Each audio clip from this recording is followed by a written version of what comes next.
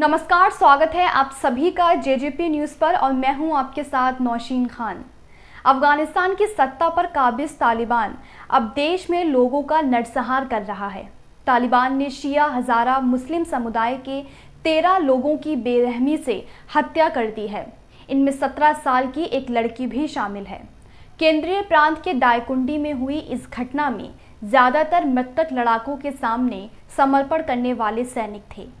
ये जानकारी amnesty international ने अपनी रिपोर्ट में दी है। एमनेस्टी इंटरनेशनल ने बताया है कि ये हत्याएं 30 अगस्त को देश के दायकुंडी प्रांत के कहोर गांव में हुई। मृतकों में 11 अफगानिस्तानी राष्ट्रीय सुरक्षा बलों के सदस्य थे और 2 नागरिक थे, जिनमें एक 17 वर्षीय लड़की भी थी। इन्हें तालिबान लड़ाके नदी बेसिन पर ले गए और बाद में उन्हें मार डाला गया। तालिबान ने भागने की कोशिश कर रहे अफगान सुरक्षा बलों को भी निशाना बनाया, जिसमें दोनों तरफ से गोलीबारी भी हुई। एएनएसएफ के जिन सदस्यों की हत्या हुई है वे सभी शिया हज़ारा समुदाय से थे। एमनेस्टी के महासचिव एग्नेस कैलामार्ड ने कहा, ये क्रूरतम हत्याएं इस बात का प्रमाण हैं कि तालिबान वही कुख्यात अपराध कर रहा है जो वह अफगानिस्तान के अपने पिछले शासन के दौरान करता था। रिपोर्ट के मुताबिक तालिबान के कब्जे के बाद करीब 34 पूर्व सैनिकों ने खिदिर जिले में सुरक्षा की मांग की। ये हथियारबंद सैनिक तालिबान के सामने आत्मसमर्पण को तैयार हो गए। 30 अगस्त को करीब 300 लड़ाके दहानी कुल गांव पहुंचे। उन्होंने यहां परिवार के साथ रह रहे सुरक्षा बल के लोगों पर गोलियां चला दी। सैनिक ने जवाबी फायरिंग भी की, जिसमें एक तालिबान लड़ाका मारा गया।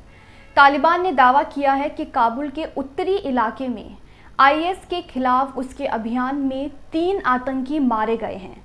वहीं तालिबान के आंतरिक मंत्रालय के प्रवक्ता कारी सैयद खोस्ती ने बताया कि बाग-ए-दौद क्षेत्र से 11 आतंकियों को पकड़ा गया है। इनकी गिरफ्तारी रविवार को काबुल में हुए बम धमाके के बाद की है। संयुक्त राष्ट्र में पाकिस्तान और अफगानिस्तान के मदरसों को लेकर चिंता जताई गई है। दक्षिण एशियाई अध्ययन के लिए यूरोपीय फाउंडेशन के एक शोध विश्लेषक ने दोनों देशों में धार्मिक स्कूलों पर चिंता जताई और कहा, ये स्थल आतंकियों को पैदा करने के स्थान पर बन रहे हैं। संयुक्त राष्ट्र मानवाधिकार सत्र के 48वें सत्र में एनी हैकेडार्फ ने कहा, ये अच्छी तरह से ज्ञात है कि दक्षिण एशिया में आतंकवाद का खतरा काफ़ी हद तक धार्मिक स्कूलों और मदरसों से बाहर आ रहा है।